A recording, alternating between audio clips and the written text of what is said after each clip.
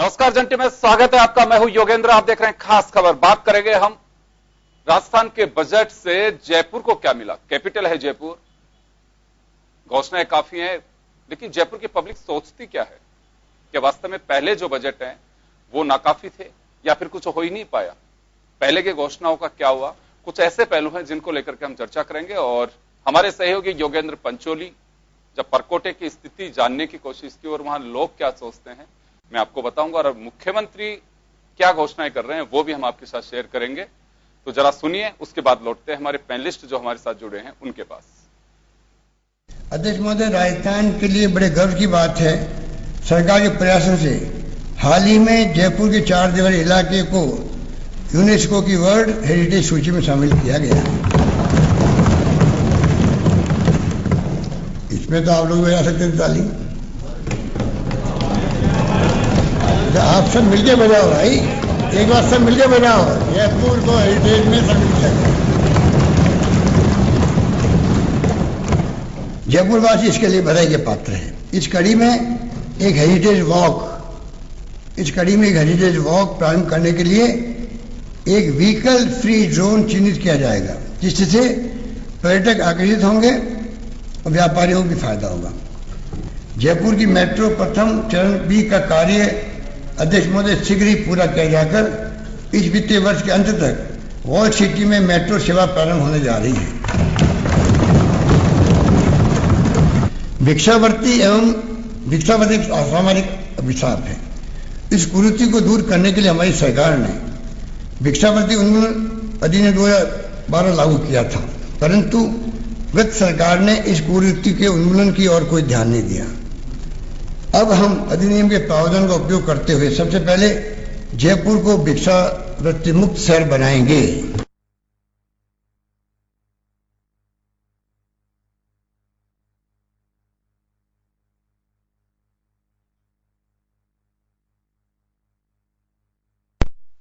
तो चलिए, अशोक गहलोत क्या कर रहे हैं आपने सुना, और जयपुर की जनता क्या सोचती है बजट को लेके, ये जानकारी हमारे सहयोगी योगेंद्र पंचोली ने ली।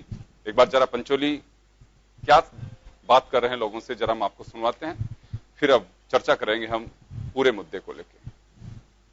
मुख्यमंत्री अशोक गहलोत ने अपने तीसरे कार्यकाल के पहले बजट में वर्ल्ड सिटी यानी राजधानी जयपुर के लिए भी कई खास घोषणाएं की है। स्मार्ट सिटी बनने वाला जयपुर, इन घोषणाओं के बाद कैसा होगा? जयपुर के जो जानकार लोग हैं, जो जयपुर के हेरिटेज को बनाए रखना चाहते हैं, उन लोगों से भी हम बात करते हैं। सर, आप कई मुद्दे आपने जो जयपुर के हैं वो उठाए हैं, अलग अलग मुद्दे उठाए हैं। फिर से जो गहलोत सरकार है उसने एक बार फिर राजधानी जयपुर का जो वर्ल्ड सिटी क्षेत्र है उस पर फोकस किया है। स्मार्ट सिटी भी जयपुर बनने वाला है। क्या मानते हैं, ये घोषणाएं हैं कैसे आगे बढ़ेगी? जो सरकार ने मुद्दे उठाए हैं वो बिल्कुल सही है, और ये अगर सरकार की इच्छा शक्ति के ऊपर निर्भर करता है। पूर्व में मुख्यमंत्री की इच्छा शक्ति थी तो जयपुर के अंदर स्मार्ट सिटी के नाम पे ये वरांडे खाली हुए, तो ये एक उपलब्धि थी। आपसे भी जानना चाहेंगे, जयपुर को वर्ल्ड क्लास सिटी यानी स्मार्ट सिटी बनाया जा रहा है, लेकिन आज भी जयपुर में आवारा पशु घूमते हैं, सड़कों पर जाम रहता है, लो फ्लोर बसें कई बार खराब हो जाती है। अक्सर यहाँ पर आप देखते हैं बिजली के जो तार हैं खुले पड़े हैं। चुनौतियां हैं सरकार के सामने। सर, वर्ल्ड क्लास सिटी के नाम पे माननीय गहलोत साहब ने जो घोषणा करी है स्वागत योग्य है, हम उसका स्वागत करते हैं, बशर्ते उस पर इम्प्लीमेंशन हो, मदस्तूर हो, इच्छा शक्ति के अनुसार हो। जयपुर को लेकर मुख्यमंत्री अशोक गहलोत ने बजट में घोषणाएं की है कि इस तरह से वर्ल्ड सिटी को किया जाएगा, जोन फ्री होगा यहाँ पर।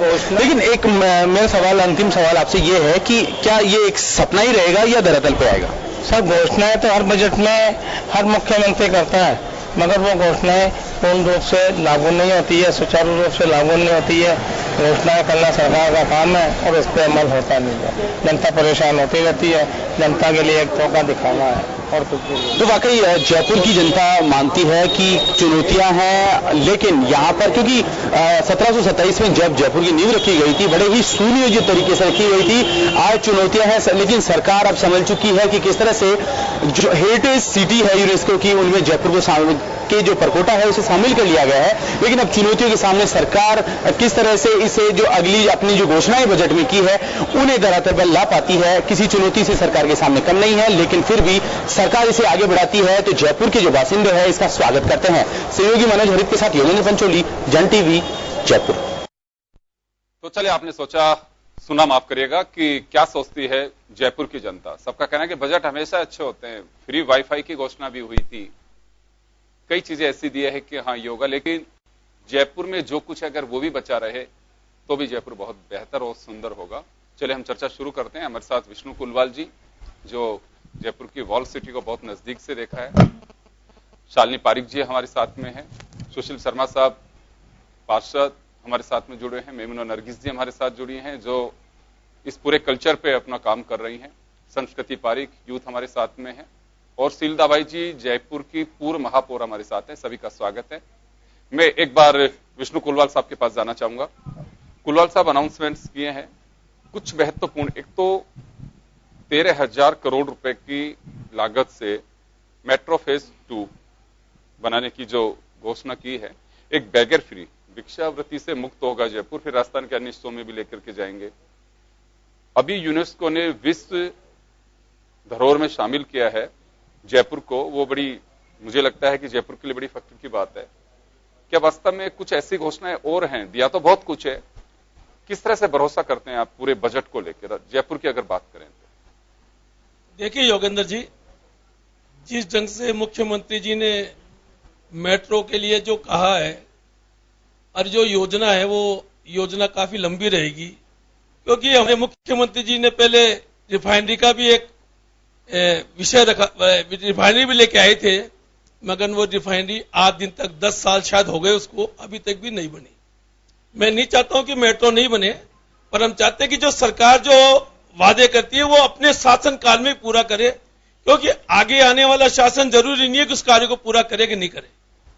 सवाल नंबर 2 पे जयपुर शहर के लिए बोला कि भिक्षावृत्ति से जयपुर को मुक्त कराया जाएगा। आज ही मैंने देखा जिस ढंग से कल तो ये बजट आया और आज ये इस प्रकार की बात देखी, भिक्षावृत्ति, भिक्षा मांगने वाली औरतें पेन लेके खड़ी है कि सर प्लीज पेन ले लीजिए, भूखे मर रहे हैं। तो भिक्षावृत्ति मांगने मतलब सरकार से एक कदम आगे जो भीख मांगने वाले लोग हैं, भिखारी लोग हैं, वो सरकार से एक कदम आगे हैं। तो सरकार जिस कदम को बढ़ाना चाहेगी तो क्या इस प्रकार के माल बेचने वालों को, लोगों को रोकेगी क्या सरकार? तो सवाल है कि सरकार जो लाती है, सरकार की योजनाएं, मैंने पहले भी बहुत बार कहा योगेंद्र जी, सरकार की योजनाएं बहुत अच्छी होती है, पर नीचे वाले उस योजनाओं को कितना सफल और कितना असफल करते हैं, ये सब उस पर निर्भर है। देखिए आज जिस ढंग का राजस्थान का व्यापारी या हिंदुस्तान का व्यापारी जिस स्थिति में चल रहा है, न केंद्र सरकार ने व्यापारियों पर ध्यान दिया और न राजस्थान सरकार ने व्यापारियों पर ध्यान दिया। तो आज व्यापारी किस जगह खड़ा है उसके बारे में बोलने के लिए कोई तैयार नहीं है, क्योंकि व्यापारी की स्थिति किसान, मजदूर, युवा, बेरोजगार, उससे ज्यादा स्थिति व्यापारी वर्ग की अब इस समय खराब होने जा रही है, लगातार मैं देख रहा हूं। तो सरकार आज व्यापार बढ़ाने के लिए बात करे और आप वर्ल्ड सिटी की बात करते हैं, वॉल सिटी की बात करते हैं, तो मैं कहता हूं कि आज पिंक कलर जो सरकार इस पिंक सिटी को मेंटेन रखना चाहती है, तो जब बरसात शुरू होती है तब वो रंग शुरू होता है और वो छोटी चौपड़ से शुरू होता है, रामगंज जाते जाते फिर नया वापस रामगंज से फिर छोटी चौपड़ वापस चांदपुर तक आएगा। इस प्रकार के बजट को सरकार ये देखे कि कितना बड़ा पैसे का मिस यूज है। अगर सरकार इस चीज को करेगी, अभी सवाल है कभी पानी की योजना, 70 साल में पानी की इंतजाम नहीं करते, सिटी वॉल की बात कर रहा हूं मैं। आज 70 साल की देश की आजादी के बाद भी सिटी वॉल में पानी की स्थिति बहुत खराब है। तो सरकार को यह सोचना होगा कि अभी इन पे जो नियम है, उन नियमों को, अगर ये नियमों की पालना अधिकारी वास्तव में करना चाहते हैं और जनता के साथ मिलकर विकास करना चाहते हैं तो ये अच्छा बजट होगा। अगर नहीं करेंगे तो सबसे बुरा बजट होगा। चलिए मैं आऊंगा आपके पास में, मेमुना के पास में जाना चाहूंगा। मैडम, बजट से कुछ ऐसा लगता है कि हमारे यहाँ का आर्ट और विश्व धरोहर में जिस तरह से हमारा परकोटा शामिल हुआ है, अभी आपको लगता है कि यथास्थिति इसकी बनाए रखने की जरूरत है या वास्तव में इसमें कुछ किया जाना चाहिए? जी, बहुत सारी इश्यूज हैं हेरिटेज को लेके जो सरकार को करने चाहिए। देखिए, सरकार क्या करती है, आर्ट एंड कल्चर को एक बजट दे देती है और बजट देके वो सोचती है कि वो फ्री हो गई है। खाली बजट देना ही काम नहीं है, उस बजट का सही यूज हो रहा है या नहीं हो रहा, सरकार को ये देखने के लिए एक कमेटी बिठानी बहुत जरूरी है।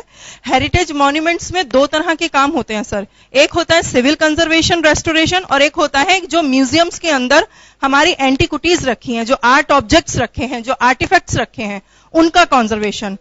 यहां पर क्या है, हिंदुस्तान के अंदर जो सिविल इंजीनियर्स हैं वो उन्हीं को उसी कमेटी में बिठा रखा है कि जो आर्टिफैक्ट्स कंजर्वेशन को चेक कर रहे हैं, जबकि ये दोनों अलग चीजें हैं। एक सिविल इंजीनियर आर्टिफैक्ट्स के कंजर्वेशन को नहीं जानता है, उसे पता ही नहीं एबीसीडी कि कौन सा केमिकल यूज होगा, कैसे ये ठीक होगा। पहली बात ये कि ये दो कमेटियां अलग अलग सरकार को बनानी चाहिए जो इस काम को चेक करें। दूसरी बात ये कि सर ने अभी एक बात कही कि बरसात में कलर शुरू होता है और कलर हो जाता है। ये बात भी बहुत इंपॉर्टेंट है कि वर्ल्ड हेरिटेज मॉन्यूमेंट में हमारा शहर शामिल हो गया है। ये जहां तक लोग कह रहे हैं कि गर्व की बात है, लेकिन ये गर्व तब तक सलामत रहेगा जब तक उसको हम सलामत रखेंगे जो हेरिटेज की गरिमा है। और हेरिटेज की गरिमा को सलामत रखने के लिए हमें उसके उस पुराने जो रूप में जो कलर यूज हुआ है उस कलर को मेंटेन करने की जरूरत है। ऐसा नहीं कि छोटी चौपड़ तो दे दी किसी और ठेकेदार को, जौहरी बाजार दे दिया किसी और ठेकेदार को, फना बाजार दे दिया किसी और ठेकेदार को। अब कलर टोन चेंज हो गया है, कलर टोन चेंज है, कलर का रंग जो पिगमेंट यूज होते हैं वो चेंज है, कॉमर्शियल कलर यूज हो रहे हैं। तो ये सब चीजें देखिए सरकार को देखनी पड़ेंगी, तभी हेरिटेज लेकिन वर्ल्ड में मानसिंह टाउन हॉल है जिसमें पुरानी विधानसभा हुआ करती थी जी, उसे एक बड़ा संग्रहालय बनाया जा रहा है जिसमें मुझे लगता है कि हमारी आर्ट ऐतिहासिक पृष्ठभूमि से जुड़ी जिन चीजों को कंजर्वेट करने की आवश्यकता है वो रहेंगी वहां पे। सर अगर ये दोबारा शुरू हो रहा है तो बहुत बड़ी बात है, अच्छी बात है, लेकिन शायद मुझे नहीं लगता कि आपको ये बात पता हो। नहीं, बजट में अनाउंस किया है और नहीं, बजट में अनाउंस हो गया है, बजट में तो अनाउंस हो गया, उसका काम तो बहुत साल पहले शुरू भी हो गया था और वो रॉयल फैमिली ने रोक दिया था क्योंकि वो लीज पे दिया गया था गवर्नमेंट को, और लीज पे देने के बाद उसके लीज कंप्लीट हो गया था और दिया कुमारी ने उसको ये कह के बीच में काम रोका है। नहीं, यानी कि ठेकेदारों का बहुत लॉस हुआ है। नहीं, वो गवर्नमेंट की प्रॉपर्टी है और गवर्नमेंट के पास ही है। तो वही मुझे ये अभी बात ये पता चली और ये बहुत अच्छी बात है कि एक अच्छा और नया म्यूजियम हमारे शहर को मिले। बिल्कुल बिल्कुल। मिस्टर लखावत थे जी, उनका ऑफिस भी वहीं पे था जी, था ऑफिस और वो आज भी ऑफिस वहां पर है, वो दोबारा वहीं आ गया है ऑफिस। लेकिन सर ऑफिस की बात नहीं हो रही, बात ये हो रही वहां पर 50% काम हो चुका था। मैं वही आपको बताना चाह रही हूँ, 50% वहां काम हो गया था। रॉयल फैमिली ने वो काम रोका है ये कह के कि ये प्रॉपर्टी सरकार की नहीं है, ये हमारी है, हमने लीज पे दी थी। चले मैं वापस लौटूंगा आपके जी बिल्कुल। मैं शालिनी जी के पास में जाना चाहूंगा। मैडम, कुछ ऐसे अनाउंसमेंट्स हैं जिसको लेकर के लगता है कि या तो भरोसा करें या फिर पहले के जो बजट रहे हैं कभी भी वर्षों से चले आ रहे हैं, कुछ उन पे भरोसा किया जाए कि नहीं किया जाए, ये बड़ा एक पहलू होता है बजट के अंदर। बजट हमेशा अच्छे होते हैं लेकिन बस बजट का उसका लागू करने का तरीका कब हो रहा है, एक टाइम पीरियड पे हो पा रहा है कि नहीं हो पा रहा है, कुछ ऐसी चीजें हैं। जैसे वर्ल्ड हेरिटेज सिटी में हम लोग शामिल हुए हैं, हमारा परकोटा खासकर, परकोटे की स्थिति आप तो जयपुर में देखे होंगे, परकोटे की स्थिति, उसके अलावा बात संरक्षण की हो रही है, मेट्रो की हो रही है, बैगर फ्री तो कर दिया, लेकिन मैं एक चीज की ओर ध्यान आप लोगों का दिलाना चाहूंगा कि पिछले दिनों एक विदेशी का यहाँ पे सांड के जरिए उसकी लड़ाई में उसकी मौत हो गई, लेकिन उसका जिक्र नहीं है। तो कुछ ऐसा है बजट में जो लगता है कि हाँ बिल्कुल ये होना चाहिए था। नमस्कार, ये मिला जुला बजट है और आपने खुद ने ये पॉइंट बता दिया। बजट देखिए, हमेशा लोगों को बजट से उम्मीदें होती हैं और उम्मीदें रखना गलत नहीं होता। अब ये सरकार का काम है कि वो कितनी उम्मीदों पे खरी उतरती है। आप अपने बच्चे को ही सब कुछ नहीं दे सकते, है ना। हमेशा कोई ना कोई वर्ग उससे अनसैटिस्फाइड रहता है। तो जहां तक ये वाला बजट का सवाल है, मुझे लगता है हमारे जो चीफ मिनिस्टर हैं मिस्टर अशोक गहलोत, इन्होंने सोचा कि मिलीजुली सबको खुश रखेंगे, किसानों को भी खुश रखेंगे, टूरिस्ट को भी खुश रखेंगे। उससे हमारे जो राजस्थान के लोग हैं जो टूरिज्म पे, बिकॉज राजस्थान इतना इम्पोर्टेंट टूरिस्ट स्टेट है, तो यहाँ पे टूरिज्म पनपेगा। इसके अलावा इन्होंने एनवायरनमेंट के लिए भी सोचा है। तो ये मिली जुली बजट है मेरे हिसाब से। अब जब आप कह रहे हैं एक स्पेसिफिक पॉइंट अबाउट वो जो बुल एक्सीडेंट हो गया था जिसमें टूरिस्ट के साथ हुआ, इसके अलावा भी पहले बहुत सारे कुछ ऐसे गलत इंसिडेंसेस हो गए हैं जहां पे टूरिस्ट के साथ थोड़ी बदतमीजी भी हुई है। मैं उस सब के बारे में नहीं बोलना चाहूंगी, बट द थिंग इज देखिए लॉ एंड ऑर्डर को तो बहुत बहुत बहुत बहुत संभालना पड़ेगा और उसको सबसे ज्यादा अहमियत देनी पड़ेगी, इंपॉर्टेंस देनी पड़ेगी। लॉ एंड ऑर्डर के साथ साथ ये नगर निगम का, ये हमारी सरकार का बहुत इंपॉर्टेंट ये है। आज ही बंदरों की, वानरों की क्या बोलते हैं उसको, काउंटिंग स्टार्ट हुई है। अब इतने सारे स्ट्रीट एनिमल्स रास्ते पे घूमते हैं, चाहे वो कुत्ता हो, दैट इज डॉग हो, सांड हो, गाय हो, कोई भी पशु हो। ये सिर्फ टूरिस्ट के लिए ही आपने क्यों ये पॉइंट सोचा? हम लोग क्या यहाँ के सिटीजन नहीं है? क्या ये हमारे लिए इंपॉर्टेंट नहीं है? तो गवर्नमेंट ने तो बहुत सारी गौशालाएं खोल दी। अब उसका इम्प्लीमेंटेशन कैसा होता है? अलोकेशन करना तो बहुत इजी बात है, अब उसको इम्प्लीमेंट कैसे किया जाएगा वो इंपॉर्टेंट है। उन्होंने मेरे हिसाब से इतने सालों से जो मैं देख रही हूँ बजट के बारे में, मैं इतनी बड़ी हो गई हूँ, मैंने एक चीज कॉमन सुनी है कि जमाना खराब आ गया है और महंगाई हो गई है। अब ये दोनों चीजों के लिए तो किसी के पास आंसर ही नहीं है। तो गवर्नमेंट ने बहुत सारे एनिमल्स को देखते हुए बहुत सारी गौशालाएं खोल दी हैं। इनफैक्ट बहुत सारी एनिमल हस्बेंड्री हॉस्पिटल्स खोले हैं, पर ये कब खुलेंगे, ये कब स्टार्ट होगा, ये पशु जो रास्ते पे चल रहे हैं ये कब हटेंगे, इनको सही जगह कब मिलेगी, ये एक मुद्दा बना रहेगा। दूसरी बात, टूरिज्म के लिए बहुत ध्यान दिया गया है। लोहगढ़ के लिए एक, मैं कहती हूँ एक स्पेसिफिक फोर्ट को ही क्यों ध्यान दिया? हवा महल है, हवा महल में आपने कभी ध्यान दिया है कितने टूरिस्ट पहुंच जाते हैं? उस मॉन्यूमेंट के ऊपर एक पॉइंट लगाना चाहिए कि इससे ज्यादा टूरिस्ट आज की तारीख में ऊपर नहीं चढ़ेंगे, मगर लोग इस बात पे ध्यान ही नहीं दे रहे।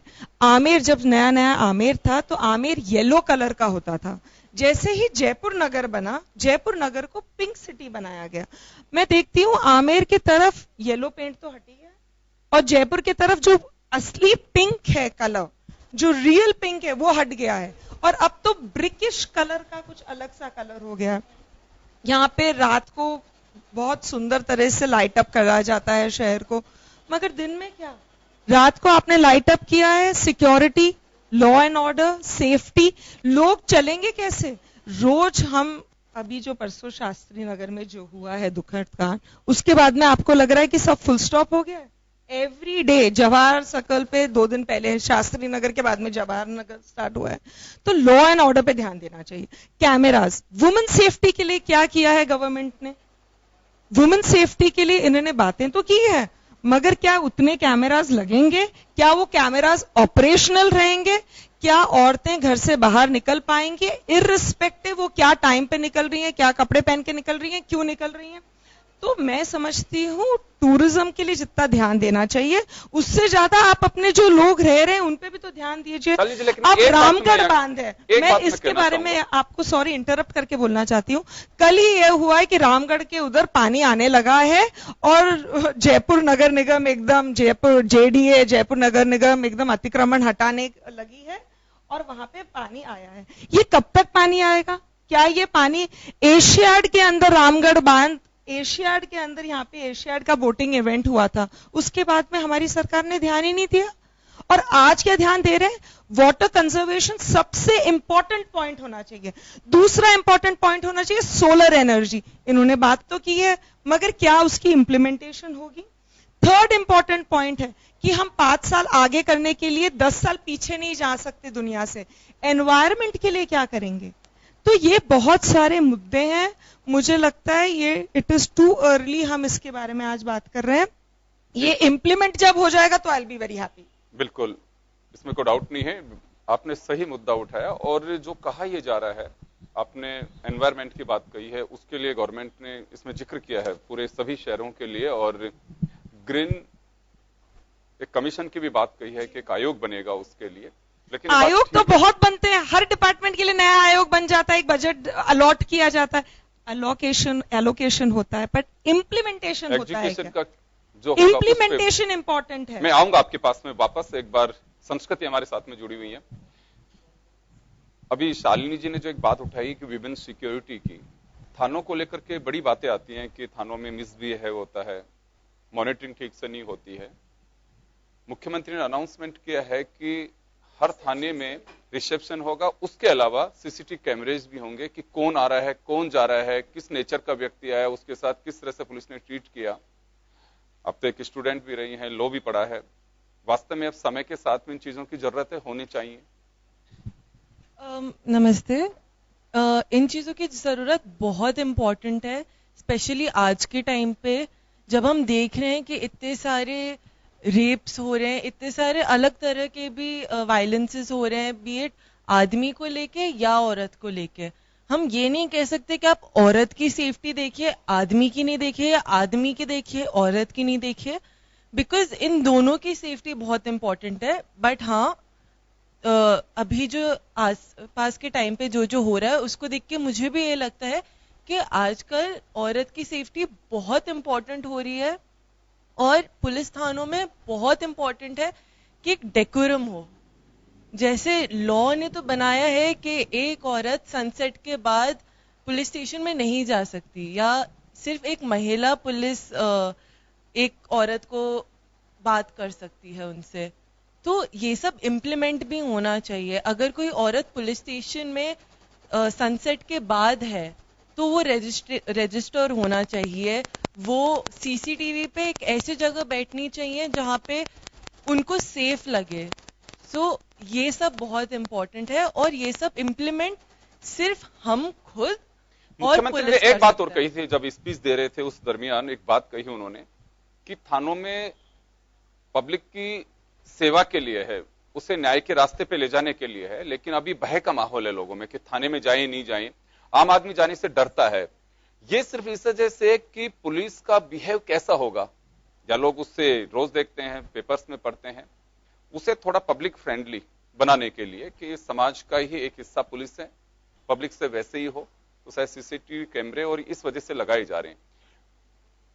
क्या वास्तव में लेकिन बात यह है कि क्या तो जा रहा है सब कुछ, इससे कुछ स्थितियां बदलेंगी? देखिए, अब मैं तो चाहती हूँ कि स्थितियां बदले जी, बट ये कहना बहुत मुश्किल है, क्योंकि अगर हम कह दें कि हम आज सीसीटीवी लगा देंगे और जो भी दुष्कर्म पुलिस स्टेशन में होते वो बंद हो जाएंगे, वो कहना बहुत डिफिकल्ट है। क्योंकि सीसीटीवी भी गवर्नमेंट के पास है, वो हमें नहीं पता कि सीसीटीवी को कौन ऑपरेट कर रहा है, उसमें से कौन सी मॉनिटरिंग होनी चाहिए, उसकी मॉनिटरिंग होनी चाहिए, साथ ही मुझे लगता है वो ओपन होना चाहिए। उसके जो वीडियोज हैं उनको डिलीट ना करें, उसके साथ छेड़छाड़ नहीं हो, उसका सीरियल जो है वो बना रहे। टैंपर करना बहुत इजी है इन सबको। जी, मैं चले शील दाभाई जी के पास में जाना चाहूंगा एक बार। पूर्व महापौर हैं शील जी, आपने तो जयपुर को बहुत अच्छे से देखा है, आपने तो ऑपरेट भी किया है जयपुर को जी। बजट में कुछ हैं कि जो आपकी भावनाओं के अनुकूल हो कि हाँ वास्तव में होना चाहिए था ये? तो मैं सिर्फ जयपुर के संबंध में ही बोलूं या ओवरऑल बजट में बोलूं? मैं जयपुर के बारे में, मैं स्पेसिफिक जयपुर के लिए आज हम चर्चा कर रहे हैं कि जयपुर क्योंकि कैपिटल है ये। देखिए, लोकसभा चुनाव में हार से उबरने के लिए, जयपुर वासियों को खुश करने के लिए एक आंकड़ों में बुना हुआ एक ऐसा बजट है जिसको कहना चाहिए पुरानी बोतल में नया रंग रूप बदलकर पेय प्रस्तुत किया गया है। अब आप इस जयपुर शहर की बात कर रहे हैं तो ये बहुत अच्छी बात है कि वर्ल्ड हेरिटेज सिटी में ये शामिल हो गया है। आपको भी याद होगा योगेंद्र जी, 2002 में भी विश्व के 5 शहरों में यूनेस्को अवार्ड जयपुर को मिला था, और प्रयास भी किए थे, मैंने भी किए थे, उसके बाद भी हुए थे। ये हेरिटेज वॉक की जो आज बात कर रहे हैं, पहले भी बना था, पताशों का मार्केट, चूड़ी, मीना बाजार, ये सारे जो थे उनमें हेरिटेज वॉक किया गया था। उसके जब अशोक गहलोत सरकार थी तो वो कहीं पर भी वो काम नहीं हुआ, और वो वैसा का वैसा रुक गया, वो काम नहीं हुआ। आज भी सपने दिखाएं, बहुत अच्छी बात है, और ये भी निश्चित है कि लाखों लोग जो है वो साइट पर हेरिटेज सिटी देख करके आते हैं, और निश्चित तौर पर इसमें लाखों, ये कहना चाहिए, पर्यटकों की संख्या बढ़ेगी। लेकिन जो खास बात जो ध्यान देनी चाहिए थी वो ये थी कि क्या हमारा जयपुर शहर पर्यावरण से मुक्त है। नंबर 2, जैसा कि अभी जिक्र हुआ कि जिस तरह से आवारा पशु यहाँ पर जो डोल रहे हैं उनकी क्या व्यवस्था की है।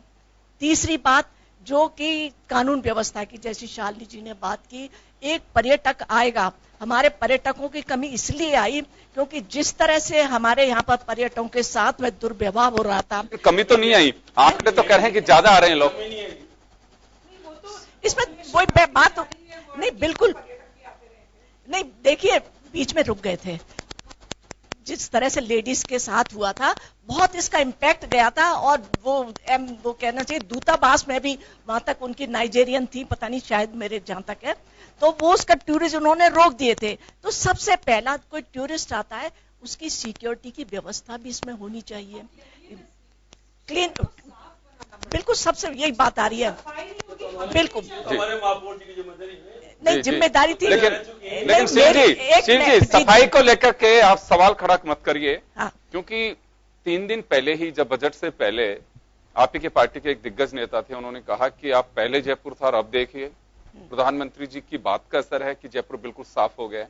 तो ये मत कहिए कि बजट के बाद में तो गंदा हो गया और बजट से पहले प्रधानमंत्री जी के अनाउंसमेंट की वजह से साफ था। देखिए मैं एक बात और बता दूं कि जो है ना इलेक्ट्रिक व्हीकल की बात सेंटर के बजट में की गई थी, उसी से प्रेरित होकर यहाँ पर इन्होंने कहा कि जितने भी इलेक्ट्रिक व्हीकल हैं उनको हम प्रमोट करेंगे, ये बात हुई। अच्छा, दूसरी बात जो आप सफाई की बात कर रहे हैं, सफाई तो इंपॉर्टेंट है ही। तीसरी बात ये कि जो आउटर सिटी में पानी की बहुत कमी है, बिल्कुल कोई इसमें व्यवस्था नहीं की गई। क्या जयपुर वॉल सिटी के लोगों की पानी की जरूरत है, बाहर के लोगों को नहीं है? पृथ्वीराज नगर योजना आपने बनाया, वहां पर ना तो कोई डेवलपमेंट के बारे में कुछ कहा गया, ना पानी की व्यवस्था के बारे में कुछ कहा गया। तो और जिसकी बात आप कर रहे हैं जो मानसिक लिखा है कि पेयजल राजीव गांधी जल संग्रहण एक वो बनाया जाएगा। बस वही मैंने कहा ना कि सिर्फ योजनाओं के नाम चेंज कर दिए। अब जो द्रव्यवती नदी थी हमारी सरकार में भी चल रही थी, उसमें वो काम को आगे बढ़ाना था। मेट्रो सिटी का भी आपका चल रहा है, और जो आप उसको मानसिंह जिसके कह रहे हैं ना संग्रह, जिसकी जो बात कर रहे हैं वो बिल्कुल अशोक जी गहलोत ने 2008 में इसको शुरू किया था, लेकिन वो जस की तस पड़ा है। तो आप लोगों की जिम्मेदारी थी, आगे बढ़ाना चाहिए था उसको 5 साल में। हमने देखिए हमारी जब सरकार थी अभी 17-18 में भी उसके लिए बजट एलोकेट किया गया था और उस पर काम चल रहा था। और जो हमारे जहां तक वो है जो लखावत जी, उन्होंने भी इस पर ध्यान दिया था। एक पॉइंट बोलना कि जयपुर में जो मोहल्ला क्लिनिक स्टार्ट किया है, जो मोहल्ला क्लिनिक स्टार्ट किया है, मेरे हिसाब से ये शायद जरूर लोगों को फायदा देगा। ये दिल्ली को देख के मुझे लगता है उसके रूबरू पहले देखिए, महिला नहीं मोहल्ला क्लिनिक, जयपुर में पहले भी क्लिनिक थे। आप चल जाइए, जाटियों के रास्ते में चल जाइए, जलाल मुंशी के रास्ते में चल जाइए, बगल वालों के रास्ते में चल जाइए, सब रास्तों में क्लिनिक पहले भी थी, आज भी है। पहले इन लोगों ने उसको बंद जैसी स्थिति पैदा कर दी थी, अभी उसको पुनः चालू करना चाहते। नहीं, ये कह रहे नंदीग्राम, हमने नंदीगढ़ बनाने की बात की है, तो हमारी मैं आऊंगा दूसरे चरण के लिए भी कुछ रखिए। अभी मैं आपके बात का जवाब सुशील जी से ले लूं। सुशील जी, निगम का आप हिस्सा हैं, वैसे तो हर पार्षद है, लेकिन आप तो बोर्ड में अभी एक कमेटी के चेयरमैन भी हैं, तो आप पहले तो बजट पे मैं आपका एक रिएक्शन चाहूंगा। अभी शीलता भाई जी तो कह रही हैं कि सब पुरानी चीजें जो हैं बस उन्हें अपने अंदाज में पेश किया है गहलोत साहब ने। तो शीलता भाई जी का स्वागत करता हूं और मैंने तमाम जितने भी अपने पार्टिसिपेट बैठे इन सबकी बात सुनी है। मैं आपको ये कहना चाहता हूं कि इनका तो नैतिक जिम्मेदारी बनती है कि ये उस बजट की आलोचना करें और जितनी कर सकें उसमें नंबर बढ़ेंगे। लेकिन सच्चाई ये है कि अशोक गहलोत जी ने जयपुर को जो दिया इस बजट में, निश्चित रूप से ये सौगातों का पिटारा खोला है। अब वो किस वजह से खोला है, मैं आपको किससे प्रेरित हुए ये बात भी नहीं है। बात यह है कि जयपुर यदि हम सब के लिए है, हम सब सबसे पहला काम है तो बजट कैसा भी पेश कर दे, हमारी नीयत साफ होनी चाहिए। हमारी नीयत में है क्या इसको इंप्लीमेंट करना। अब जयपुर की जाम से मुक्ति मिल जाए, बहुत बड़ी बात। इसके लिए सरकार ने कुछ बजट अलॉट किया है, सरकार प्रयास करेगी। निश्चित रूप से ये बहुत बड़ी समस्या है। आप और मैं घर से निकलते हैं, जब रास्ते में इस बात से टकराते हैं तो हाँ नहीं, तो इसके लिए सबसे ज्यादा जरूरी था मेट्रो होना। दिल्ली को मेट्रो मिलने से दिल्ली को जाम से मुक्ति मिली। तो मेट्रो का एक फेज था, दूसरी बार में कुछ नहीं हुआ ना। अब मेट्रो के लिए फिर उन्होंने ट्राई की। मेट्रो अशोक गहलोत जी की चलाई हुई है, ये उन्हीं की देन है, इससे इनकार नहीं कर सकता कोई। और फिर उन्होंने सोचा है, उस वक्त इन्होंने विरोध किया था कि यार अभी जरूरत नहीं है, 20 साल बाद चाहिए मेट्रो। अरे आज चालू करोगे तो 20 साल बाद होगा। आप सोचो तो सही, अशोक गहलोत जी ने कहा था कि इसको बढ़ाएंगे अपन, जो हमारी पुरानी जो थी विधानसभा उसमें संग्रहालय बनाएंगे, काम शुरू हो गया था। अब लीगली पॉइंट आ गया, उन्होंने रोक दिया, राजघराने का था, ये क्लियर हो गया, अब क्लियर हो गया, अब पैसा भी अलॉट हो गया तो बनेगा, अब कहीं दिक्कत नहीं। तो दिक्कत आती है, लीगली दिक्कतें आती है, हमारी नीयत साफ है कि नहीं, हम करना चाहते हैं कि नहीं, ये सबसे बड़ी बात है। अब इलेक्ट्रॉनिक बसें चलेगी तो निश्चित रूप से प्रदूषण से मुक्ति मिलेगी, जानवरों से मुक्ति मिलेगी। अब उनके लिए व्यवस्था भी चाहिए, मार थोड़ दें उन जानवरों को, तो उनके लिए हमने गौशालाओं की व्यवस्था करी। तो हम लगातार प्रयास कर रहे हैं, जरूरी नहीं है सारा काम धरती पे आ ही जाएगा, पूरा रामराज आ जाएगा, लेकिन ये बहुत बड़ी उपलब्धि है। अभी 2 दिन पहले एक चैनल पे था, उन्होंने पूछा साहब आप विश्व स्तरीय शहर में शामिल हो गए, आपकी क्या प्रतिक्रिया? मैंने कहा इसमें हमारा क्या रोल है, ये तो राजा महाराजा बना गए, हम तो उनको संभाल के रख लें, ये बहुत बड़ी बात है। मैं उनको धन्यवाद दूंगा जिन राजा महाराजों ने जयपुर शहर को बनाया, जिनकी कल्पना थी, इतनी बड़ी बड़ी सड़कें, इतना लंबा चौड़ा वॉल सिटी बनाया, सीरियल से दुकानें बसाई, आज कहां है? आज तो हमने सत्यानाश कर दिया इस शहर का। चलिए एक बड़ा जो अनाउंसमेंट किया है, भिक्षावृत्ति से मुक्ति मिलेगी, देखो प्रयास है, क्योंकि ये जिक्र मैं इस वजह से कर रहा हूं, मुझे बहुत अच्छे से ध्यान है कि उस वक्त प्रिंसिपल सेक्रेटरी, बाद में एसीएस बनी अदिति मेहता जी सर, उन्होंने बहुत कोशिश की थी इस पे, और उनकी बड़ी इच्छा भी थी, वो सोशल एंगल से इसको सोच रही थी कि ये बच्चे जो स्कूल में होने चाहिए थे, इनके हाथ में पेन होना चाहिए, ये यहाँ पे भिक्षा मांग रहे हैं। और कभी उसमें जब डेथ में गए तब कई चीजें खुल के भी आई, उसमें रैकेट चल रहे, रैकेट चलते हैं, ठीक बात। तो अभी क्या लगता है आपको? मुझे क्या सभी को लगता है कि भिक्षावृत्ति से फ्री होना चाहिए, लेकिन जिम्मेदारी चाहे आपकी हो चाहे पुलिस की हो, ये अपना रोल अदा क्यों नहीं कर रहे हो? आखिर मुख्यमंत्री हो चाहे सरकार, कहना क्यों पड़ रहा है कि भिक्षावृत्ति से फ्री होना चाहिए? इस पीड़ा को भोग रहे हैं ना हम, अभी बताया कि जनता भी भोग रही है। हाँ, जनता तो भोग ही रही है, सरकारें भी देख रही है, उनकी आंखें बंद नहीं है, हम सारे भोग रहे हैं इस पीड़ा को। निश्चित रूप से एक प्रयास है कि ये भिक्षावृत्ति से मुक्त हो जाए, और वो जो बच्चे हैं जो भीख मांग रहे हैं वो पढ़े और वो एक अच्छे नागरिक बन जाए। तो इस सब के लिए हमें प्रयास करना है। भिक्षा देने वाले कौन है सर? वो बात तो सही है, मैं तो ये जानना चाह रहा हूं, देने वाली हमारी पब्लिक ही तो है। वो 1 रुपया मांगना ही, यार बहुत गरीब है, दे दें अपन। अब सरकार ने कानून बना दिया, आप भिक्षा नहीं दोगे तो हम दे रहे हैं, तो फिर तो वो लेने के लिए तैयार रहेंगे, दूसरा रास्ता खोल लिया। देखिए ये वैसा अनाउंसमेंट है सर कि अगर किसी जिले के अंदर कमिश्नरेट है, यहाँ पे अपने यहाँ पे जयपुर के अंदर जी, और जयपुर कमिश्नरेट अगर कोई फेल होती है, कहा जाता है कि साहब सिक्योरिटी के लिए सीआरपीएफ लगाई जाएगी, इसका मतलब पुलिस फेल है आपकी। अगर मुख्यमंत्री अनाउंसमेंट कर रहा है तो जयपुर को जो एजेंसीज डील कर रही हैं, जिसमें आपका नगर निगम भी है, ये लोग कहीं ना कहीं अपने फेलियर पॉइंट निश्चित रूप से फेलियर है। ये इसमें मुझे कोई वो नहीं है, शर्म नहीं आ रही है। फेल हुए जब तो मुख्यमंत्री को कहना पड़ा कि आप इसके लिए कुछ करो जी। पहले दिन से यदि हम ये लग जाते सारे ही जो आए कि भाई भिक्षा नहीं मांगे बच्चे, तो इतनी नौबत नहीं आती मुख्यमंत्री को। क्या काय को बजट में लाने की बातें है क्या? ये हमें भीख में नहीं मंगानी चाहिए, लेकिन मजबूरी में लेके आए कि ये काम बड़ा हो गया, अब जयपुर विश्व स्तरीय शहर बन गया, भीख मांगते हुए बच्चे मिलेंगे, तो उन पर्यटकों पर क्या मैसेज देंगे? आपको पता नहीं, जो भी पर्यटक यहाँ आता है वो हमारी खूबसूरती की फोटो कम खींचता है और हमारी दुर्दशा की फोटो ज्यादा खींचते हैं। इसलिए हमारी सबकी जिम्मेदारी है, पार्टी लेवल से ऊपर उठना पड़ेगा, हम सबको हमारी नीयत साफ करनी पड़ेगी। जब तक जनता जागरूक नहीं होगी, सिविक सेंस जागरूक नहीं होगा, क्या करेगी सफाई? आप कचरा डस्टबिन में डालते नहीं हो, सड़क पे फेंकोगे तो कुछ नहीं कर सकता। क्या नगर निगम करेगी और क्या मेयर साहब करेंगे, क्या मुख्यमंत्री? पब्लिक को भी थोड़ा सा अवेयर होना पड़ेगा। बिल्कुल, पब्लिक को अवेयरनेस है। मैं आपके चैनल के माध्यम से, पब्लिक का सहयोग बहुत जरूरी है। अभी तो विश्व स्तरीय शहर में शामिल हुआ है, अभी लोग बाहर से आएंगे, और ये जब इन्होंने कहा, जब लोग इसको देखकर, आजकल जमाना बदल गया, बहुत हाई स्पीड से जमाना बदल गया, लोग आएंगे तो तब तक हमें इसको मेंटेन रखना है। अभी तो 2 साल का समय दिया है उन्होंने, बहुत सारे काम हमें करने हैं, जब जाके इसके मुहर लगेगी। घोषणा तो कर दी उन्होंने, लेकिन यदि उन्होंने फेल हो गए तो नहीं कर पाएंगे। इस पर चर्चाएं चली, मुख्यमंत्री जी ने बजट में ये दे के साबित कर दिया कि हम भी आपके साथ हैं, आप करो इस काम को।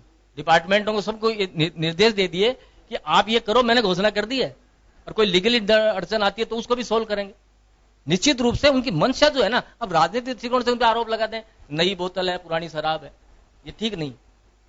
नई हाँ नहीं, मैं बोल रहा, मैं बोल दिया सर, मैं ले दिया ना नाम, मैंने ले दिया ना, आपने सीधा सीधा इशारा कर दिया, आपने सीधा सीधा इशारा कर दिया। अरे आप भी तो मेयर रही हैं, आपने भी देखा जब कुर्सी पर आदमी बैठता, काम को इंप्लीमेंट करता, तब बहन जी दिक्कत आती है। भाषण देने में कहीं तकलीफ नहीं है, घोषणा करना कहीं आसान है, उसको इंप्लीमेंट अमली जमा पे चढ़ना बहुत कठिन काम है। अजी आपकी योजनाएं हमारी योजनाएं अलग अलग नहीं है। चलिए खुशी होनी चाहिए, आप लोगों को खुशी होनी चाहिए। तो ये तो तारीफ कर दीजिए, ये बजट बहुत अच्छा है कि हमारी योजनाओं को आगे बढ़ाया जाएगा। किसी को देख के ही तो करोगे आप कोई काम, यही तो कह रही हूँ, कोई अच्छा काम हुआ उसका इम्प्लीमेंट हो रहा है तो तकलीफ नहीं होनी चाहिए। इसका मतलब आपको वो चीज तकलीफ नहीं होनी चाहिए, तभी तो आप कराए ना। नहीं जरूरी नहीं है कि वहां बढ़िया काम हो रहा है। मेट्रो किसको देख के चलाई हमने, दिल्ली में तो पहले ही चल गई थी, चलानी चाहिए थी हमें। तो आपने तो विरोध किया इनका, आपका तो काम है। नहीं, विरोध इसलिए किया करना भी चाहिए, आपकी बुराई नहीं है आपकी, करना भी चाहिए आपको। लेकिन मैं तो कहीं विरोध नहीं कर रहा हूं, मैंने तो श्रेय भी नहीं लिया कि हमने बना दिया विश्व स्तरीय शहर। ये तो राजा महाराजा बना गए, आज उसको मेंटेन करना हमारे सबकी जिम्मेदारी है। बहुत अच्छा आया है और बहुत काबिले तारीफ बजट है और इसके लिए सीएम सर का बहुत अरे आप तो तारीफ कर रहे हैं, वहां तारीफ कहाँ हो रही है? तारीफ एक साइड में सुनो, अरे सुशील जी मैं आऊंगा आपके पास में। एक सवाल मेरा शीलता भाई जी आपसे इस वजह से क्या महापौर रही हुई है। मुख्यमंत्री 2012 में एक जवाबदेही कानून लेके आए थे और मुझे लगता है कि जवाबदेही कानून उसकी जो डेप्थ है, मैंने पढ़ा है उस एक्ट को पूरे को, उसमें यह है कि कोई भी व्यक्ति जिसका काम है जिम्मेदारी किसी की भी, वो पूरा होना चाहिए और एक टाइम बाउंड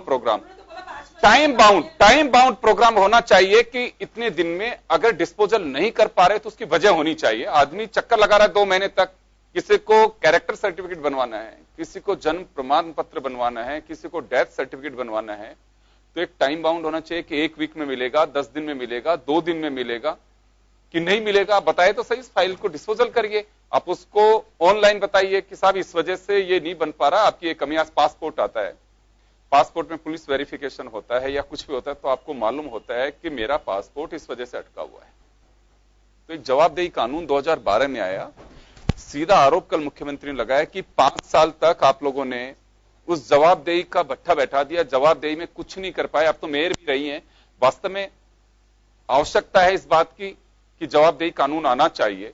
अब वापस उन्होंने जिक्र किया है कि 2012 के कानून को हम वापस लागू करेंगे और जो निकम्मापन चाहे मेरे मंत्रिमंडल के सदस्यों का हो या ब्यूरोक्रेट्स का हो, उनको तैयारी कर लेनी चाहिए घर जाने की।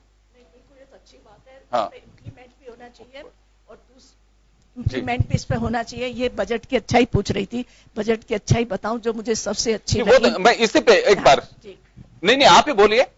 इसको ड्रॉप करने का आरोप लगा है कि भाजपा ने इसे ड्रॉप किया कि जवाबदेही जब होगी नहीं तो जवाब किस बात का देना। नहीं, देखिए गहलोत जी, जब कोई काम कुछ ऐसा जवाब नहीं बनता है, उनसे बन पड़ता है, तो वो इसी तरह के आरोप लगाते हैं, जैसे कि उनकी पुरानी आदत है। अभी आपको जी अब तो बोलिए आप ही को जवाब देना है। नहीं, बिल्कुल। अब जैसे कई काम ऐसे थे, अब उसकी दवा योजना की बात कर रहे थे कि सरकार ने हमारी मुफ्त दवा योजना बंद कर दी। हमने कहां बंद करी, हमने तो और ज्यादा दवाइयां उसमें इंक्लूड करी थी, जबकि वो इसी पर करते रहे। शिक्षा की वो बात कर रहे थे कि हमारे स्कूल भाजपा सरकार ने बंद कर दिए, 4000 स्कूल बंद कर दिए। उसके पीछे रीजन क्या था?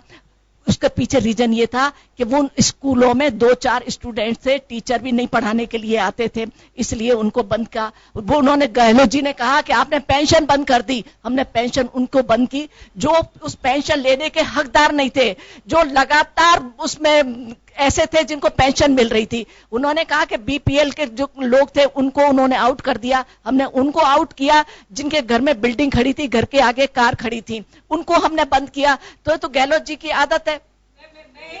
मैं तो बोलना चाहूंगी कि बजट पेश करते करते उन्होंने बोला कि 5 बजे तक जो लोग काम नहीं करते, मुझे लगता है कि लोगों को रिटायरमेंट दे देना चाहिए। तो खुद को उनको वीआरएस ले लेनी चाहिए। मैं ये मानती हूँ कि अगर उन्होंने इतनी बड़ी बात सोची है तो इसको इम्प्लीमेंट कर देना चाहिए, क्योंकि यहीं से बेटरमेंट स्टार्ट होगा। देखिए, जब ऊपर से रिफॉर्म्स आते हैं ना तो नीचे से रेवोल्यूशन नहीं आता।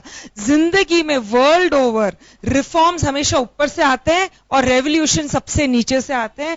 अगर हम चाहते हैं कि हमारे देश में रेवोल्यूशन ना आए तो सरकार को रिफॉर्म्स देने ही पड़ेंगे, देने ही चाहिए और देते रहे। मुझे लगता है कि जवाबदेही की एक बड़ी वजह यह है कि आने वाला वक्त जो होगा ये बहुत पीड़ा की बात है। 84% पैसा जो हमारा है डेवलपमेंट के नाम पे टैक्स, आप सब लोग हम टैक्स देते हैं, उसका पैसा पेंशन और भत्ते और तनख्वाह पे खर्च हो रहा है। मात्र 16% है और फिर भी जवाबदेही नहीं है। अगर आज ये देखे जयपुर का, आप दोनों जानते हैं बहुत अच्छे से, जेडीए ने हालांकि काम कराया, जयपुर में BRTS बना, अरबों रुपए उसमें लगा दिया, अरबों रुपए। कौन चल रहा है उसमें? जो गाड़ी लेके चलता है वो कंफ्यूज हो रहा होता है कि मुझे इसमें घुसना है, किसमें घुसना है, इतने में एक्सीडेंट हो। नहीं, ये तो मैं बताना चाहूंगी, ये जवाबदेही किसकी है? ये तो जो लोग फॉरेन कंट्रीज में जाते हैं और उन्होंने देखा बड़ी बस कितनी काम की है, उन्होंने शहर में लंबी लंबी बसें चला दी। जी क्यों? आज हम फॉरेन नहीं है, दिस इज इंडिया। और आज अगर आप स्पेसिफिकली जयपुर की बात कर रहे हैं, जब हमारा रास्ता जितना है, जैसी पॉपुलेशन है, बस भी उस अनुसार होनी चाहिए। इतनी लंबी बस ने तो 10 जनों की गाड़ियों के रास्ता ब्लॉक कर दिया है। जी, तो कुलवाल साहब के पास जाना चाहूं। कुलवाल साहब, एक आरोप हमेशा लगता है बजट में, पिछले कई सालों से सुन रहा हूं, 22 साल से जयपुर में मुझे जर्नलिज्म करते हो गया, कि पूर्ववर्ती सरकार की वजह से यह योजना सिरे नहीं चढ़ पाई, इसको रोक दिया गया। हमें सौदा जैसा भी शील दवाई जी कह रही हैं कि हमारे वक्त दवाइयों की संख्या में, नंबर ऑफ मेडिसिन, उसमें इजाफा किया हमने, और गहलोत साहब इसका आरोप लगा रहे हैं। तो कुछ ऐसी चीजें कि जो वास्तव में बजट में हमेशा एक परंपरा बन गई, क्या कुछ इसकी हकीकत क्या है? देखिए योगेंद्र जी, जो भी सरकार आती है वो अपनी बात करती है और दूसरे किसी की बात को समझना चाहती ही नहीं है। आज मैं क्योंकि अभी बात हो रही है परकोटे की, और मैं परकोटे के विषय में बात करना चाहता हूं, और मैं उससे बाहर जाना भी नहीं चाहता हूं। आज जो परकोटे में जलेबी चौक है, उसके आगे गोविंद देव जी का मंदिर है। योगेंद्र जी, शायद गोविंद देव जी संडे आप भी शायद जाते होंगे मेरे ख्याल से। जब जलेबी चौक, जहां व्यापारी को सिटी प्लेस किराया लेके उनको वहां रखा हुआ था, तब उस समय स्वतंत्र शासन मंत्री पंडित भवरलाल शर्मा वो करते थे। उन्होंने वहां के सारे व्यापारियों को बाहर निकाला। सिटी प्लेस ने बोला ये हमारे किराएदार हैं, तो सरकार ने बोला नहीं, ये प्रॉपर्टी हमारी है। आज वही सिटी पैलेस वहां पे पार्किंग के पैसे लेता है, और वही सरकार उसको देख रही है, और कितना पैसा जलेबी चौक पे खर्च कर दिया गया। अगर वो आज इस 20 साल के इतिहास से सरकार बता दे मुझे कितना पैसा जलेबी चौक पे खर्च किया गया, और आज जलेबी चौक पे कौन लोग रहते हैं, कौन लोग उसका एक गाड़ियों का टैक्स लेते हैं, कौन लोग उसका जो अब इन्होंने एक स्कूल जो इनका खुला है उसका गेट भी इन्होंने खोल दिया उधर, और उधर उन्होंने पार्किंग भी बढ़ा दी पूरी। तो आज जब जलेबी चौक सरकार का है, यही बात जो बहन जी कर रही थी, मैं बोला मानसिक टाउन हॉल का भी यही है। मानसिक टाउन हॉल क्लियर नहीं हुआ है, क्योंकि जो इनका कॉम्बिनेंट है ना, खर्चे बजट पे आए, बजट में सब चीजें खर्चा किस प्राइवेट जगह पे पैसा खर्च करेगी सरकार। अगर जलेबी चौक सरकार का है तो जनता को जलेबी चौक में पार्किंग करने का पैसा क्यों ले रही है? इतना बड़ा जलेबी चौक है, और कितनी बार वहां पे रंग हो गया, कितनी बार गेट बदल दिए, और आज भी वहां पे जो संरक्षक कौन सा वो संस्था है जिसका ऑफिस वहीं है। आज योगेंद्र जी, परकोटा अभी सिटी जो ये वर्ल्ड सिटी चल रही है, आपने किशनपोल बाजार बनाया, वहां पे हरी पट्टी बनाई आपने साइकिल के लिए, सुबह चलने के लिए। आज ऐसे कीजिए, सुशील जी भाई साहब जयपुर की महापौर जो बैठी हैं, पूर्व महापौर, ये चलिए सुबह वहां पे साइकिल चला के मुझे बता दीजिए, पैदल सारी वहां पर टोटल वहां पे गाड़ियां पार्किंग होती है। तो सवाल है कि आप जब तक हमको इसकी प्रॉपर वे, अगर आप देखिए, सख्ती करनी पड़ेगी। सख्ती का विरोध कोई नहीं कर रहा है, सख्ती का कोई विरोध नहीं कर रहा है। आज इतनी बड़ा आपने पैसा खर्च कर दिया, 3 करोड़ रुपए उस पर खर्च कर दिया, और आज स्थिति वहां पर वो की वही है, वही गाड़ियां पार्किंग हो रही है। सवाल है योगेंद्र जी, परकोटा इतना सुंदर सिटी, सुशील जी भाई साहब ने सही कहा कि राजा महाराजाओं ने बनाया, हम तो इसकी देखभाल करने वही बहुत है। देखभाल करने के नाम से कितना रुपया हर पंचवर्षीय योजना में खर्च हो रहा है। अगर सरकार इस पे सख्ती भी करेगी तो जनता इस पे नाराज नहीं होगी। बरिंडे खाली हुए, हो सकता है हम व्यापारी भी नाराज हुए, पर आज व्यापारी राजी है कि ठीक है बरिंडे खाली हो गए। सवाल है कि जो परकोटे की जो स्थिति बनी हुई है, वो सरकार को इसको हाई लेवल पे इसको देखना होगा। इसके लिए आयोग से काम होने वाला नहीं है, जनता को समझाइश का काम करने का सवाल है। आयोग जनता की समझाइश करे, लेकिन जनता को खुद को भी देखना होगा कि हाँ वास्तव में मैं यहाँ का बाशिंदा हूं, ये चीज अगर रहेगी तो हमारा नाम होगा। आज जिक्र करना, आज आपने एक जिक्र मैं करना चाहूंगा कि इंडिया और ऑस्ट्रेलिया का मैच था जयपुर के एसएमएस स्टेडियम में, और ऑस्ट्रेलिया के खिलाड़ी आए थे, वो बाई रोड आए थे। जब वो बड़ी चौपड़ पहुंचे तो एकदम से वो गाड़ी में खड़े होके यूं देखने लग गए कि मैं जयपुर में हूं कि कोई वीडियो गेम देख रहा हूं। ट्रैफिक इधर से जा रहा है, कोई किसको क्रॉस कर रहा है, कोई हॉर्न बजा रहा है। तो ये जो स्थितियां हैं वो उसी को देख के बड़े रोमांचित हो कि ऐसा भी ट्रैफिक होता है। हालांकि हमारे लिए बड़ी दुख की बात थी ये कि उनको ऐसी चीज का सामना करना पड़ा, लेकिन वो गाड़ी रुकवा करके देखने लग गए कि ये कौन सा ट्रैफिक सिस्टम है। नहीं की बात है। नहीं योगेंद्र जी, हम जनता समय कम है सर, मैं हम जनता सहयोग करने के लिए तैयार हैं, पर ट्रैफिक जो एसपी है वो तैयार है क्या हमसे सहयोग लेने के लिए? उनको सहयोग सिर्फ चाहिए क्या चीज का? सिर्फ चालान करने का। अजित इस प्रकार आप अनुभव वक्ता जी बोलिए। आज आप हेलमेट, आज एक गली से दूसरी गली जा रहा है, हेलमेट की बात करो। हेलमेट तो उस कंट्री में है जहां पे 120 की स्पीड में गाड़ी चलती है। बेल्ट तो जब लगाई जाती है जब गाड़ी की 140 की स्पीड होती है। आप इतने से में हैंड बेल्ट, हमसे हेलमेट लगवा रहे हो। हमसे सही है, कानून से परमनी हूं, पर कानून बनाने से पहले सोचना चाहिए कि आप कानून क्या बना रहे हैं। कानून को सख्ती से पे। देखिए एक बात सुनिए, अब उसमें कोई पैरामीटर नहीं होगा कि चलिए वॉल सिटी में 40 की स्पीड से गाड़ी चल रही हो, जेल मार्ग पे 100 की, तो हेलमेट तो देखिए मुझे लगता है कि अनिवार्य होना चाहिए। ये आज बहुत सारे जो एक्सीडेंट्स हो रहे हैं, एक बड़ा कारण है कि जिसमें हेड इंजरीज जो हो रही हैं वो या तो लगा नहीं रखे है, डेथ का कारण बहुत बड़ा बन रहा है। ये तो अच्छी बात है कि रहे। मैं चलिए संस्कृति आपके पास में आना चाहूंगा। एक अनाउंसमेंट किया है कि इंडिया इंटरनेशनल हब की तरह एक सेंटर बनाया जाएगा जिसमें जॉब्स के अलावा सभी चीजों की उसमें जानकारी आप ले सकते हैं कि दुनिया से जुड़ सकते हैं वहीं से बैठ करके। तो वास्तव में पहला तो सवाल यह है कि क्या ऐसे सेंटर की आवश्यकता है, और अगर है तो वास्तव में यूथ क्या सोचते हैं इस अनाउंसमेंट को लेके? बहुत अच्छा अनाउंसमेंट है ये पहले तो, पर आवश्यकता तब पता पड़ेगी जब ये यूज में आएगा। आप ये नहीं कह सकते कि अब वो कि दिल्ली की तर्ज पे इंडिया इंटरनेशनल एक सेंटर हम बना रहे हैं जिसका अनुमानित बजट पे उन्होंने मुकर्रर किया है कि हाँ इतना पैसा इस पे खर्च होगा। क्योंकि देखिए कुछ चीजों पे सवाल इस वजह से खड़े होते हैं कि आप योजना लेके आ रहे हो, अनाउंसमेंट कर रहे हो, पैसा कहां से लाओगे? तो ये बजट अनाउंसमेंट है और बजट में इसका जिक्र भी किया है उन्होंने, तो हो सकता है कि ये हो। पहले तो ऐसे सेंटर्स के लिए एजुकेशन बहुत इंपॉर्टेंट है, बिकॉज इतने लोग जो कॉलेज जा ही नहीं रहे हैं वो इंटरनेशनल जॉब्स कैसे लेंगे? नहीं, जॉब्स के लिए नहीं है, वो तो आपको हर तरह की जानकारी के लिए, दुनिया के बारे में जानकारी, आप बैठ सकते हैं वहां पे। देखिए जानकारी तो आज हर जगह ही है। आप आज अपना फोन खोलिए, आप कुछ भी डाल दीजिए गूगल पे, जानकारी तो हर जगह है। बट आप उस जानकारी का करेंगे क्या? उनको इजी कर देना चाहिए। जैसे जो लोग मान लीजिए इलिटरेट हैं, जो पढ़ नहीं सकते, उन लोगों के लिए ऐसी चीजें खोलनी चाहिए सो दैट उनको इजी हो जाए। ये सब जो इतनी अनएम्प्लॉयमेंट रेट है इंडिया में, उसके लिए कुछ करना चाहिए। बिकॉज जब तक अनएम्प्लॉयमेंट रहेगी, कितने भी आप इंटरनेशनल फोरम्स खोल दीजिए, उनका कोई यूज नहीं रहेगा। तो एक तो एजुकेशन पे बहुत बहुत बहुत फोकस करना चाहिए और एम्प्लॉयमेंट पे बहुत फोकस करना चाहिए, बिकॉज हम यूथ हैं एंड आज की तारीख में भी अनएम्प्लॉयमेंट रेट इतना ज्यादा है कि हम कॉलेज तो चले जाते हैं, बहुत पैसे भी देते हैं कॉलेज जाने के लिए, बट कॉलेज के बाद क्या?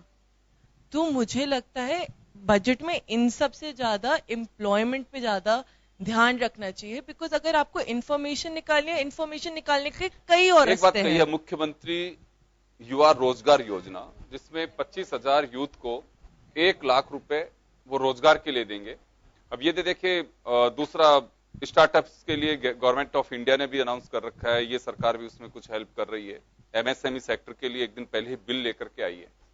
तो 1 लाख रुपए रोजगार के लिए सरकार ने अनाउंस किया है। तो इससे कुछ लगता है कि अपना कोई काम छोटा मोटा कर सकेगा, खासकर यूथ के लिए रखा है उन्होंने ये। जी कोई काम छोटा नहीं होता। मैंने माना बहुत लोग कहते हैं कि आजकल के जमाने में 1 लाख कुछ नहीं होता, but something is better than nothing. कुछ तो करे इंसान, धीरे धीरे ही कुछ हो सकता है। आप ये नहीं कह सकते कि मैं आज काम करना चालू करूंगी और मेरे को महीने का 1 करोड़ मिलेगा, ऐसा हो ही नहीं सकता। तो धीरे धीरे पर इम्प्लीमेंट हो। ये माना 1 लाख स्मॉल अमाउंट है, बट 1 लाख तो दीजिए, उसको आप बढ़ाइए, ज्यादा वर्क दीजिए, बट कहीं चालू तो करिए। मुझे लगता है ये चालू करना बहुत इंपॉर्टेंट है। तो चलिए, बात सही कह रहे हैं, सभी बजट बहुत अच्छा होता है, एजुकेशन कितना होता है, उसके अलावा उसकी मॉनिटरिंग कितनी हो पाती है। सबसे बड़ी बात यह है कि जैसे अभी कलर हो रहे हैं सब ठीक है, लेकिन कलर कैसा हो रहा है, उसकी टोन वैसी है कि नहीं है जिस कलर के लिए हम पैसे बहा रहे हैं। सबसे बड़ी बात यह है। अभी जैसे कुलवाल साहब ने सही सवाल उठाया है कि एक स्मार्ट सिटी की तर्ज पे किशनपोल बाजार, उसके बाहर का जो गेट है उसको बहुत ही अच्छी तरीके से बनाया है, लेकिन साइकिल वास्तव में अभी आज के दिन में तो साइकिल क्या, व्यक्ति उस ग्रीन प्लेट पे पैदल भी नहीं चल सकता। मैं संडे को जाता हूं, बात सही कहते हैं, लेकिन हमारे जो लोग देखते हैं रिपोर्टर्स, वो कहते हैं कि साहब ऐसी स्थिति है नहीं, हो तो पार्किंग आदमी कहां करेगा। सुबह देखे कि वहां तो पहले से ही पार्क रहता है, पूरा वो खाली नहीं रहता है, वो आदमी जाएगा कहां से। तो मुझे लगता है कि वास्तव में पार्किंग को कैसे कर सकते हैं। हालांकि इसकी पहल के लिए मुख्यमंत्री ने अनाउंस किया है कि पार्किंग एक बड़ी समस्या है, इससे निजात दिलाने के लिए कुछ करने जा रहे हैं। समय कम है। मेमुना जी, मैं एक बार सुशील जी के पास से और महापौर साहिबा के पास में जाना चाहूंगा। सुशील जी, आपके पास आना चाहूंगा मैं पहले। हाँ, अनाउंसमेंट को लेकर जितनी हम चर्चा कर रहे हैं, बजट अच्छे होते हैं, लेकिन जनता को भरोसा नहीं हो पा रहा कि हो पाएगा कि नहीं हो पाएगा। हमारे सबके बीच में सबसे बच्ची कम एज की है, लेकिन ये भी जब सोचती है कि घोषणाएं तो बहुत सारी सुनते हैं, लेकिन हो पाए जब है, इसका मतलब भरोसा टूट रहा है पब्लिक का। देखिए साहब, भरोसा टूट रहा है तो बहुत तो पब्लिक यदि खुद चाहती है कि ये हो जाए तो ही संभव है। नहीं, मना घोषणाएं हो सकती है, पब्लिक मना नहीं। जैसे अब अभी मैंने देखा एक परकोटे में नो व्हीकल जोन चालू किया। आपकी बार बार ये समस्या है साहब, पार्किंग जब व्हीकल ही नहीं जाएगा, पार्किंग की प्रॉब्लम नहीं रहेगी। आप उस परकोटे के अंदर व्हीकल जाने ही मत दो। अब इसके लिए व्यापारियों से मीटिंग करी, निगम में बातचीत हुई इसके लिए, तो उन्होंने कहा 11 बजे से 3 बजे तक हमें समय दे दो आप बीच में। तो ये पर भी चर्चा चल रही है कि कुछ समय के लिए छोड़ दें उसको। नो व्हीकल जोन रखिए, लेकिन उसमें फिर वैसा है, आप वहां जाने के लिए संसाधन दीजिए, सुविधा दीजिए। वो सारी पे चर्चा और कुछ रखिए, पर ये भी नहीं हो कि पार्किंग के नाम पर लूट मचे। जो आदमी 50 लाख की कार लेके जा रहा है, 20 लाख की गाड़ी लेके जा रहा है, या अपने 50,000 की बाइक लेके जा रहा है, उसको टेंशन ये रहती है कि पैसे इतना। देखिए, एक माचिस की डिब्बी अगर 1 रुपए की आती है, उसका 10 रुपए कोई नहीं देना चाहेगा। आपकी बिल्कुल सही बात है। इसके लिए प्रयास किया गया, रामनिवास बाग में अंडरग्राउंड पार्किंग की व्यवस्था भी करी गई, उसके लिए बाद में व्हीकल्स भी लगाए गए, लेकिन कितना इंप्लीमेंट हुआ ना, पिछली सरकार ने किया था, व्हीकल लगाए थे। क्या आप व्यापारी व्हीकल से बैठ के जाएंगे? नहीं जाता, सब अपनी कार से ही बैठ के जाना चाहते हैं। ये सहयोग लेना जरूरी है। देखो, बजट में तो कोई कमी है नहीं, अब नियत पर है कि उसको कितना कर सकते हैं और डिपार्टमेंट कितना अमली जामा।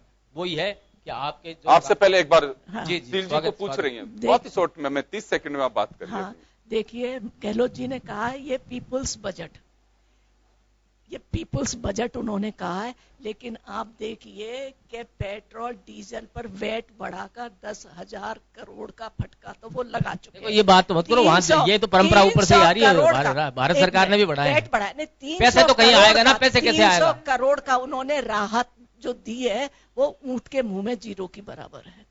शिव जी, मेरा एक छोटा सा सवाल है। देखिए, यहाँ पे कि हम जब अपोजिशन में होते हैं तो जनता के दुख का एहसास होता है, सत्ता में मुझे होता है। बहुत अच्छे से ध्यान है कि अमित शाह जी ने एक बात कही थी बीजेपी की बैठक में कि फ्यूल प्राइसेस बहुत ज्यादा बढ़ रही है, जिन स्टेट्स में भाजपा की सरकार है वो स्वयं निर्णय करके इसे डाउन करें। आपको ध्यान होगा, लेकिन उस वक्त पैसे कम नहीं हुए थे, आपके राष्ट्रीय अध्यक्ष जी का अनाउंसमेंट था। तो मुझे लगता है, देखिए, एक पॉलिटिकल बयान हो सकता है, लेकिन सच्चाई से आप लोग वाकिफ हैं कि क्यों नहीं कर पा रहे थे। बहुत बड़ी डिमांड थी। पड़ोसी राज्यों के अंदर फ्यूल प्राइसेस किस तरह से थे और आज भी हैं, मैं इससे नहीं कह रहा, हमारे यहाँ पे महंगे हैं। तो हो ये रहा है कि सीमावर्ती जो क्षेत्रों में पेट्रोल पंप है, यहाँ का व्हीकल देखता है 10 लीटर डीजल ले लो, आगे जाके हरियाणा से भरवा लेंगे, दिल्ली से ले लेंगे, गुजरात से ले लेंगे।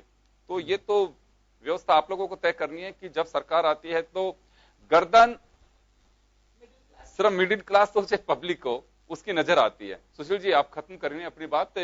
राहत और आफत की बात कही है अभी शीलदा भाई जी ने। देखो साहब, देखो ऐसा है कि माने तो वो राहत भी है और नहीं माने तो आफत तो है ही जी। मैं अभी दवाई वाली बात करी थी, मैंने एक बहुत बड़ी बात करी थी मुख्यमंत्री जी से उस कार्यक्रम में। मैंने कहा ऐसी व्यवस्था क्यों नहीं करते कि लोग बीमारी नहीं हो और आपको दवा देनी नहीं पड़े। ये तो बहुत अच्छी बात है। आप पब्लिक वो व्यवस्था तो सहयोग कर नहीं करेगी, रहे बताइए हो। नुस्खा आप बीमार कैसे पड़ो, हम आपको दवा मुफ्त देंगे। क्या समझदारी है इसमें? भामाशाह योजना लागू हुई, आज उस भामाशाह योजना में करोड़ों रुपए खर्च हुए और आज उसका सत्यानाश हो गया। आज ही आया है, भामाशाह खत्म कर दिया। क्यों छपाई थी महारानी ने फोटो? उस पर फोटो छपी ना, बस इसी की लड़ाई थी। बात तो वही है, योजना वही है, उसका नाम बदला है। महारानी ने फोटो छाप दी अपनी, बस तो वही है ना, नहीं छापनी चाहिए ना फोटो। क्या एक मुख्यमंत्री अपनी फोटो छापता है? अजी तो ये दोनों ही सरकारें करती आ रही है। आपने भी कहीं साइकिल का रंग भगवा कर देंगे, बस ये बेकार की। इस एक्चुअल में दोनों सरकार, अब आपको मैं बताऊं बीआरटीएस का, आपने जिक्र करा था बीआरटीएस का, ये कांग्रेस से नहीं है हुई। सुशील जी, बंदे में दम है, सुशील जी वो हैं और नहीं है। इनका मुझे कांग्रेस से ताल्लुक अशोक गहलोत जी से कोई टिकट नहीं लेनी है ना वसुंधरा जी से लेनी है। मैं आपको ये बताना चाहता हूँ, क्यों सत्यानाश करने पे तुले हुए हो आप बीआरटीएस चालू किया हमने, द्रौपदी चालू हुई, हमने कहा एक ही बाढ़ आ गई डंकी, ये द्रौपदी बह जानी है सारी की सारी। अरबों रुपए लग रहे, 125 करोड़ रुपए महीना दे रहा जेडीए। अब सच्चाई को सुनना नहीं चाहता। बहुत सुंदर लग रही है, हमें प्रेजेंटेशन दिखाया था बिरला ऑडिटोरियम में, टाटा के लोग आए थे, करोड़ों रुपए की जमीनें नजर आ रही है, उनको जमीन चाहिए। द्रौपदी तो क्या डूबनी है एक दिन। बीआरटीएस की क्या दशा हो रही है, आपने खुद कहा 40 लोगों की जान ले ली। ये तो सब जानते हैं। विदेश में होता है, एक आदमी मर जाता तो उसको जवाब देना पड़ता, 40 मरे मेरे सीकर रोड पर और कोई धनी धोरी नहीं। आज उसकी दुर्दशा हो रही है। अब ऐसी जाल में फांस बन गई वो कि उसको उखाड़ भी नहीं सकते। आधी बनी आधी बेबनी पड़ी है। अब सरकार के भारत सरकार। चलिए मैं माफी चाहूंगा, समय कम है। कुल मिलाकर के बजट हमेशा अच्छा होता है, लेकिन बस ये है कि वो जनता के लिए काम करे, समयबद्ध तरीके से उस पैसे का यूटिलाइजेशन होना चाहिए, तभी वो बजट सार्थक है और कारगर है। अन्यथा तो बजट आएंगे जाएंगे, सरकारें आएंगी जाएंगी, लेकिन जयपुर आपका हमारा है जो देख रहे हैं और इसे बचाना है। सरकार ध्यान देगी, लेकिन आप लोगों की भी एक बड़ी ड्यूटी बनती है, मॉरल ड्यूटी है कि हम हमारी जगह को बहुत अच्छे से बना करके रखें, क्योंकि पब्लिक के बिना सहयोग के बजट कुछ नहीं कर सकता। तो चलिए, बहुत बहुत शुक्रिया आप सभी का। खास खबर में इतना ही, दीजिए इजाजत, नमस्कार।